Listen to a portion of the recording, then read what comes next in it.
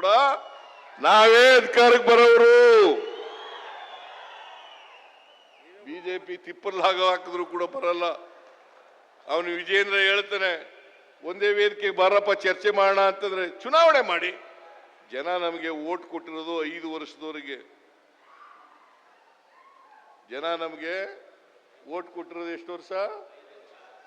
5 ವರ್ಷದವರೆಗೆ. 2028 ಮೇ ತಿಂಗಳವರೆಗೂ ನಾವೇ ಇರ್ತೀವಿ. ನಾವು ಚುನಾವಣೆಗೆ ಎದುರುಕೊಳ್ಳೋರಲ್ಲ. ವಿಜಯೇಂದ್ರ, ನೀನು ನಿನ್ನ ಕುರ್ಚಿನೇ ಅಲ್ಲಾಡ್ತಾ ಇದೆ. 2028ಗೆ ನೀ ಇರ್ತೀಯ ಇಲ್ಲೋ ಗೊತ್ತಿಲ್ಲ. ಇರೋದಿಲ್ಲ, ಅಧ್ಯಕ್ಷರಾಗಿ ಇರೋದಿಲ್ಲ. 2028ರಲ್ಲಿ ನಾಳೆ ಚುನಾವಣೆ ಆದ್ರೂ ಕೂಡ ನಾವು ಗೆದ್ದೇ ಗೆಲ್ತೀವಿ. ನಾಳೆ ಚುನಾವಣೆ ಆದ್ರೂ ಕೂಡ. ಆದ್ರೆ ಜನ ನಮಗೆ 2028ರವರೆಗೆ ಮೇ ತಿಂಗಳವರೆಗೆ ಅಧಿಕಾರ ಕೊಟ್ಟಿದ್ದಾರೆ, ಆಶೀರ್ವಾದ ಮಾಡಿದ್ದಾರೆ.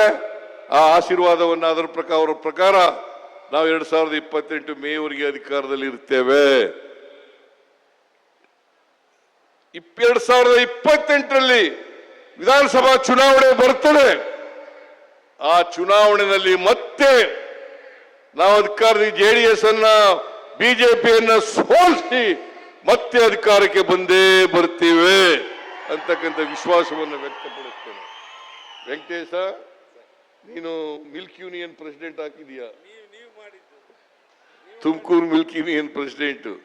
ಅದಕ್ಕೆ ಇವತ್ತು ಸವಲತ್ತುಗಳನ್ನು ಕೂಡ ಅನೇಕ ಸವಲತ್ತುಗಳನ್ನು ವಿತರಣೆ ಮಾಡಿದ್ದೀವಿ ನಾವು. ಹಾಲು ಕರೆಯೋ ಮಿಷಿನು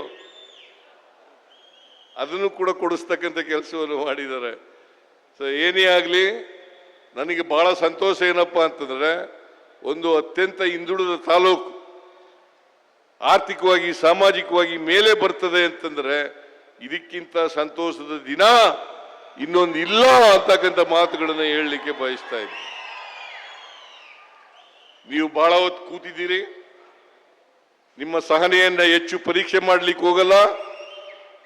ಇವತ್ತು ಈ ಕುಡಿಯ ನೀರಿನ ಯೋಜನೆ, ಮತ್ತೆ 2050 ಮೆಗಾವ್ಯಾಟ್ ವಿದ್ಯುತ್ ಯೋಜನೆ, ವಿದ್ಯುತ್ತಿನ ಘೋಷಣೆ, ಮತ್ತೆ 716 ಕೋಟಿ ರೂಪಾಯಿಗಳ ವಿವಿಧ ಕಾಮಗಾರಿಗಳ ಶಂಕುಸ್ಥಾಪನೆ ಮತ್ತು ಉದ್ಘಾಟನೆಯನ್ನ ಅತ್ಯಂತ ಸಂತೋಷದಿಂದ ನೆರವೇರಿಸಿ ನಿಮ್ಗೆಲ್ಲ ನಮಸ್ಕಾರಗಳನ್ನ ಹೇಳಿ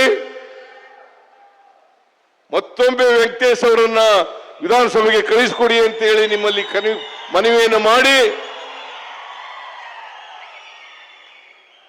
ನಾನು ಪಾವಗಡಕ್ಕೆ ಬಂದಾಗ ಬಹಳ ಜನ ನನಗೆ ಗೌರವ ಕೊಟ್ಟಿದ್ದಾರೆ. ನೀವೆಲ್ಲ ಪ್ರೀತಿ ತೋರಿಸಿದ್ದೀರಿ, ಅಭಿಮಾನ ತೋರಿಸಿದ್ದೀರಿ. ನಿಮ್ಮೆಲ್ಲರಿಗೂ ಕೂಡ ಶರಣಾರ್ಥಿಯನ್ನ ಹೇಳಿ ನನ್ನ ಮಾತುಗಳನ್ನು ಮುಗಿಸ್ತೇನೆ. ಜೈ ಹಿಂದ್, ಜೈ ಕರ್ನಾಟಕ.